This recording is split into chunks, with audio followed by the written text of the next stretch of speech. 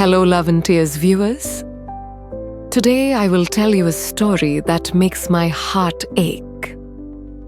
When listening, try to put yourself in the main character's shoes. See what you would do in that situation. Share your feelings in the comments section. Let's get started. Her text message lit up my phone screen at 10:43 p.m. I'll be at David's tonight. Don't wait up. No apology, no explanation. Just like a text message saying, I'm going to be late for work. I stared at the screen until the light faded, then typed a single line, "Thank you for letting me know." It was the last breath of relief she thought I would give her. We met 12 years ago on a rainy college campus. She had an umbrella. I didn't.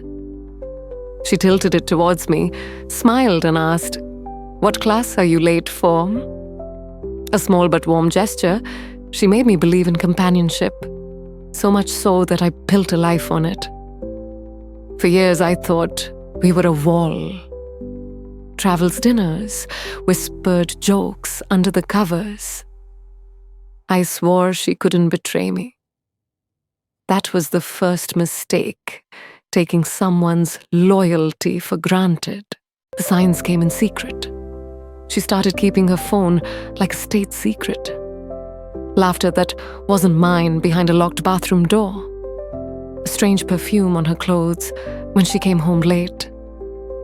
I made excuses for her. Work stress, new friends. I wanted to believe. Then the undeniable, a name blurted out when she was half asleep. David. Not a co-worker, not a relative. David. I didn't confront her right away. Confrontation is empowering. Silence is empowering.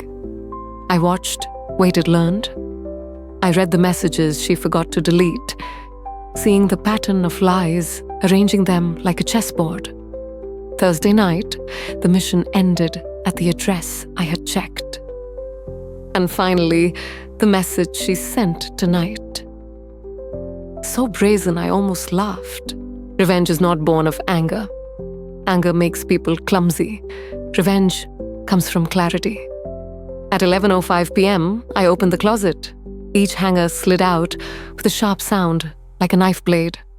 Dresses, shirts, jacket, shoes. Her entire wardrobe was folded in boxes, neatly taped. Each taping felt like a nail in the coffin. By midnight, my trunk was full. I drove through the empty streets, headlights, cutting through the darkness to David's neat townhouse. Lights off, curtains drawn. Good. I stacked each box in front of his door. Clothes, shoes, even the jewelry I had bought her for her anniversary, even a toothbrush.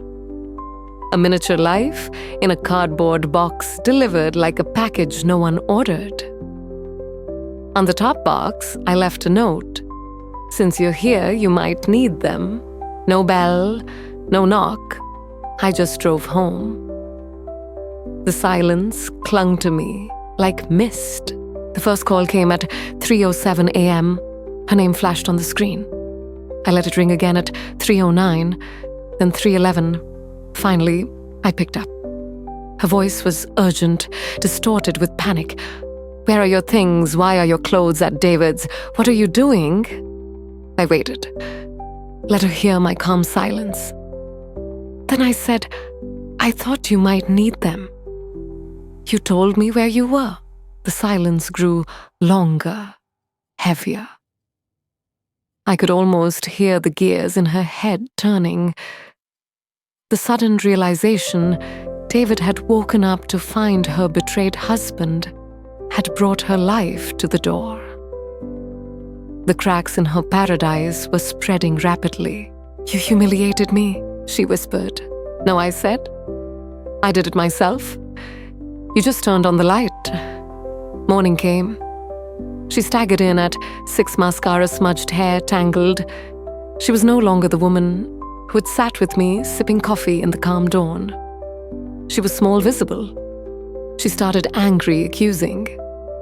I let her burn until the fire died down. Then she broke down in apologies, tears streaming down her face, promises that it didn't mean anything, that she still wanted us. I listened, my face expressionless. She continued talking, searching for a crack in my resolve, until she realized there wasn't one. I slid a folder across the table. Divorce papers drawn up, signed by me. Her name was the only blank space left. Her hands shook. "You planned it." "Yes," I said. "I knew it the night before." "You thought you were smart." "I was just patient." David didn't last long. I knew that. Men like him liked the stolen moment, not the responsibility that came with it. When she realized everything was beyond saving, reputation, comfort, support, all gone, and me? I didn't scream. I didn't throw her phone against the wall. I didn't scream betrayal into the night. Doing so only made me small, temporary, easy to forget. I chose another way. The way that made me unforgettable. I left the house, I paid for the house I would soon legally own without her in it.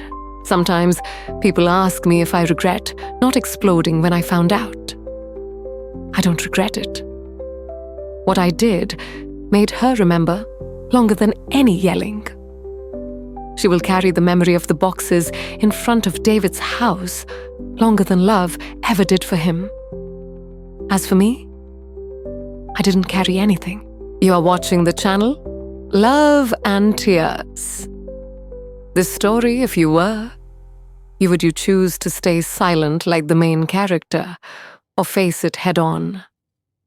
Leave a comment below. I will read every opinion.